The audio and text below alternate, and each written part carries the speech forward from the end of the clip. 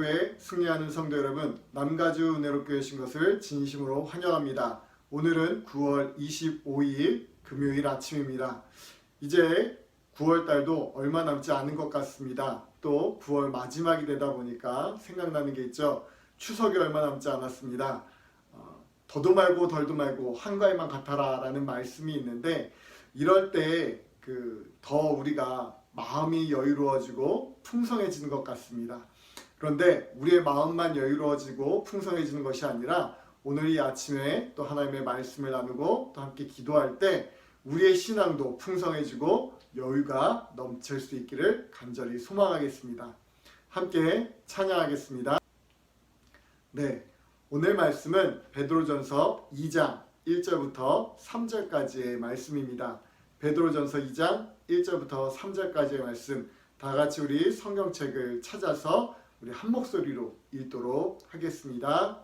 함께 읽겠습니다. 그러므로 모든 악독과 모든 기만과 외식과 시기와 모든 비방하는 말을 버리고 갓난아기들 같이 순전하고 신령한 젖을 사모하라. 이는 그로 말미암아 너희로 구원에 이르도록 자라게 하려 함이라. 너희가 주의 인자하심을 맛보았으면 그리하리라. 아멘. 여러분들은 무엇인가를 간절히 바라봤던 적이 있으십니까? 제가 처음에 군대에 입대해서 신병 교육대 훈련을 받을 때였습니다. 저는 가장 더운 6월, 7월에 이 신병 훈련을 받았는데, 그때 가끔 생각났던 음식이 하나 있었습니다. 그게 바로 콜라였습니다. 그것도 냉장고에서 갓 꺼내서 정말 시원한 그 콜라 한 모금, 그게 그렇게 생각이 나더라고요. 그래서 제가 부모님한테 편지를 쓰는데 어떻게 썼냐면, 사랑하는 부모님, 안녕하세요. 저도 잘 있습니다. 그런데 이번에 신병교육 훈련 끝나고 어머니 아버지 오실 때 꼭 챙겨야 될 게 있습니다. 그것은 바로 시원한 콜라입니다. 절대 따뜻하면 안 됩니다. 시원해야 됩니다. 잊지 마세요. 콜라를 갖고 오셔야 됩니다. 이렇게 편지를 썼던 기억이 있습니다. 사람이 군대에 가면 아무리 똑똑한 사람도 참 단순해집니다. 그때 다른 생각이 별로 안 나더라고요. 그냥 시원한 콜라 한 모금, 그 시원한 콜라 한 잔을 마시면서 에어컨 바람 아래서 편하게 누워서 낮잠 한번 자는 일, 그런 것들이 그렇게 간절함으로 사모하게 되는 것들을 경험한 적이 있었습니다. 이런 간절함이 비단 군대에서만 있었던 것은 아니었습니다. 우리가 일상적으로 살아가는 모든 삶 가운데, 우리 현재의 삶들 가운데서도 우리는 크고 작은 소망을 가지고 그것들을 간절히 바라면서 또 우리는 살아갑니다.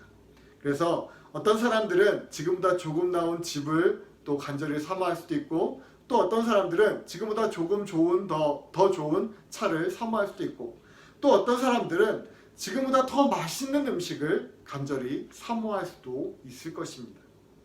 그런데 이렇게 우리가 세상에서 일상적인 삶에서는 간절히 사모하고 간절히 바라는 것들이 많이 있는데, 여러분, 우리의 신앙생활은 어떻습니까? 여러분의 신앙생활에서도 이렇게 간절히 사모하는 그 무엇인가가 있으십니까?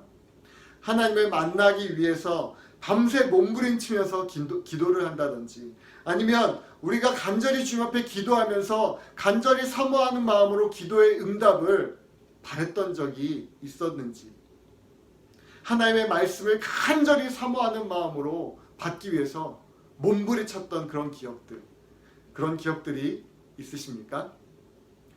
코로나가 처음 퍼졌을 때는 교회에 하루 빨리 모이는 것을 간절히 사모했고, 또 함께 모여서 예배하는 것들을 간절히 사모했었던 것 같습니다. 이런 사모함이 사람에 대한 사모함이나 그리움도 있었겠지만, 그것만이 아니라 함께 하나님께 예배를 드리며 함께 우리의 신앙이 성장해 나가는 것에 대한 사모함도 분명 있었습니다. 그런데 시간이 지나면서 여전히 우리에게 그런 마음들이 남아 있으십니까? 처음 우리가 예수님을 나의 구주를 영접했을 때 더욱 하나님을 깊이 만나기 위해서 간절히 주님을 사모했던 사람들도 신앙생활을 오래 하면서 그 마음이 점점 식어져 가고 단순히 습관처럼 뜨뜻미지근한 그 마음으로 예배에 참석하는 경우들이 많이 있습니다. 오늘 베드로 사도는 우리에게 그래서 갓난아이처럼 간절히 그리고 끊임없이 사모하라고 말씀을 하고 있는데, 우리는 시간이 지나면서 이러한 사모함은 사라지고 어느덧 익숙한 신앙의 외형만 남아있게 되어지는 경우가 너무나 많이 있습니다. 그래서 베드로 사도가 오늘 우리에게 하시는 이 말씀을 다시 한번 가슴에 새길 수 있기를 바랍니다. 갓난아기들 같이 순전하고 신령한 젖을 사모하라. 갓난아기들은 항상 한결같습니다.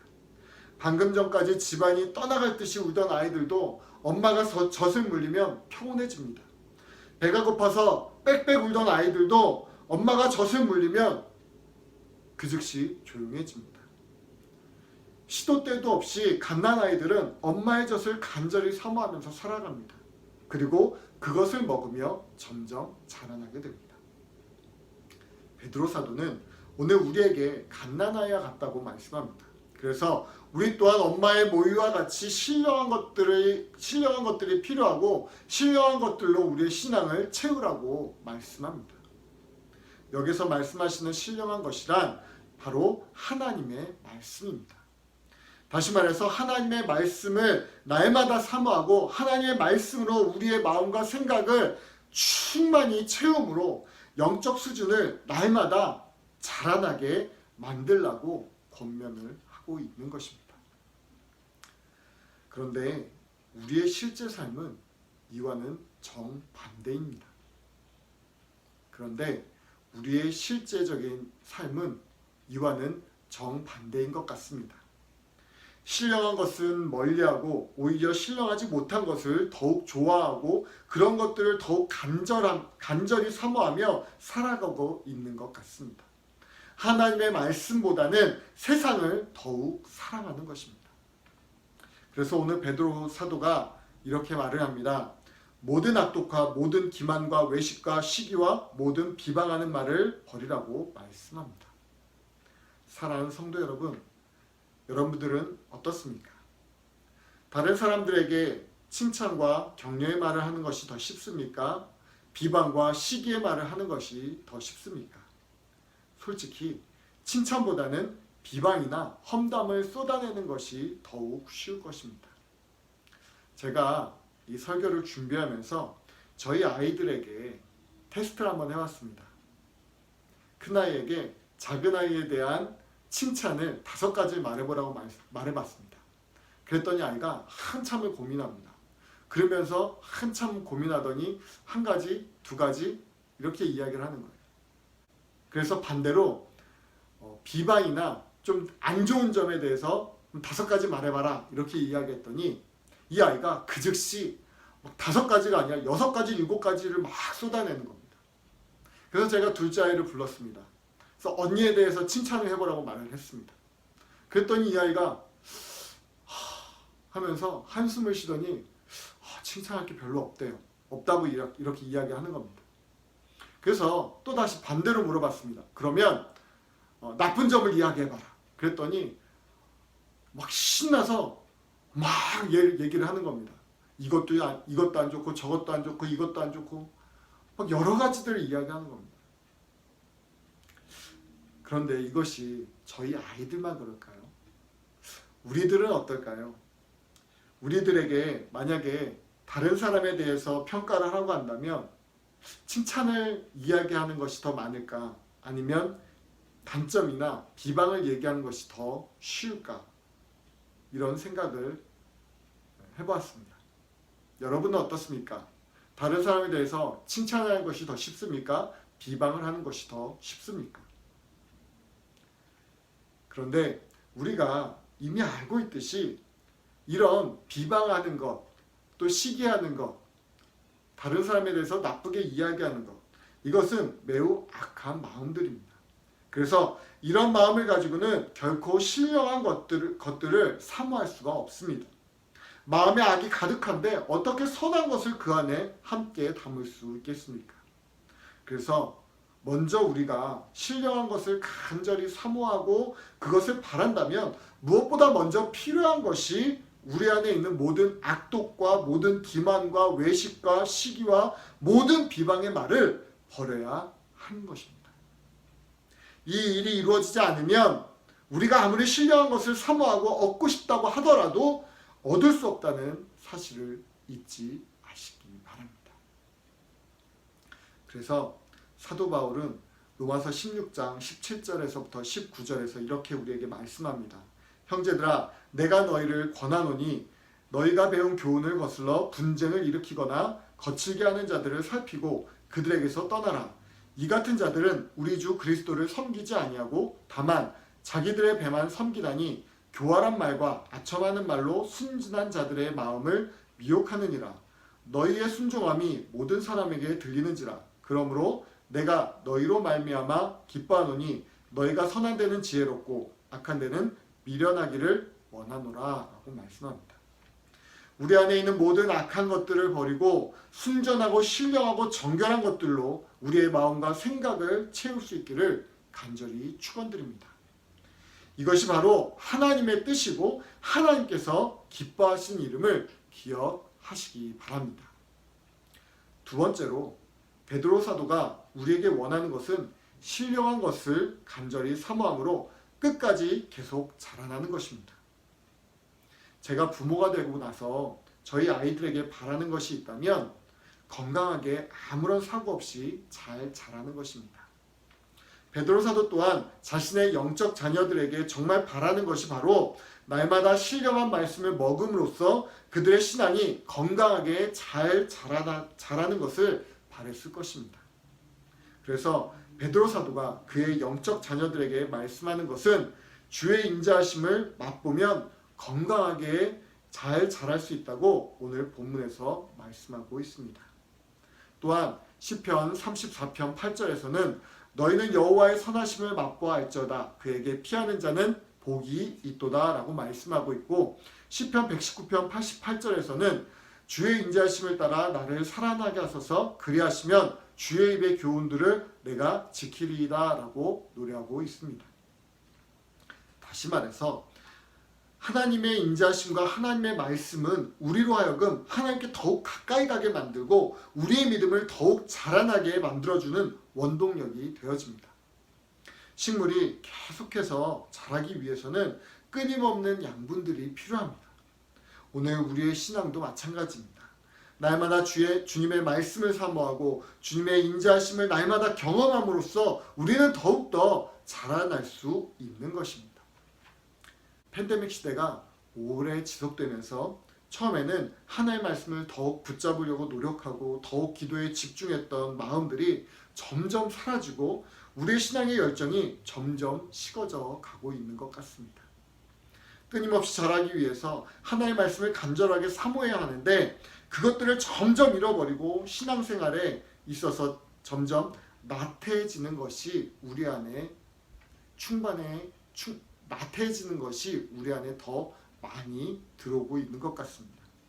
그러나 우리가 반드시 기억해야 되는 것은 이럴 때일수록 우리가 하나님의 말씀을 더욱 간절히 사모하고 주의 인자하심을 더욱 깊게 맛봄으로 신앙의 끈을 더욱 굳게 붙잡고 믿음이 더욱 자라나야 한다는 것입니다. 오늘 이 아침에 우리의 신앙이 자라날 수 있기를 바랍니다.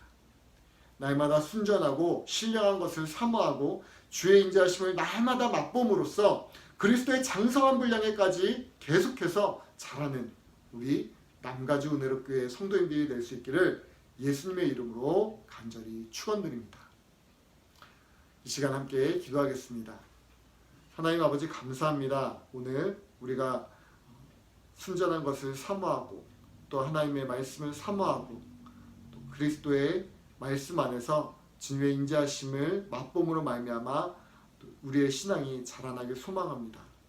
여기에서 성장이 멈추는 것이 아니라 적당한 것에서 성장이 멈추거나 퇴화하는 것이 아니라 더욱더 우리의 믿음이 자라나게 해주시고 또 이 일들 위해서 더욱더 우리가 주님의 말씀을 붙잡고 나아갈 수 있게 하여 주시옵소서. 오늘 하루도 하나님의 말씀을 붙잡고 살아가길 소망하오며 감사하며 예수님의 이름으로 기도드립니다. 아멘. 네, 이제 30분 동안 기도하는 시간입니다. 우리가 이 시간에 또 기도할 때 하나님, 오늘 우리가 하나님의 말씀을 붙잡고 나아갑니다. 이 말씀을 통해서 우리의 믿음이 더욱더 자라나게 하여 주시옵소서. 간절히 기도하길 소망하겠습니다. 우리 시간에 그렇게 함께 기도하겠습니다. 함께 기도합니다. 감사합니다.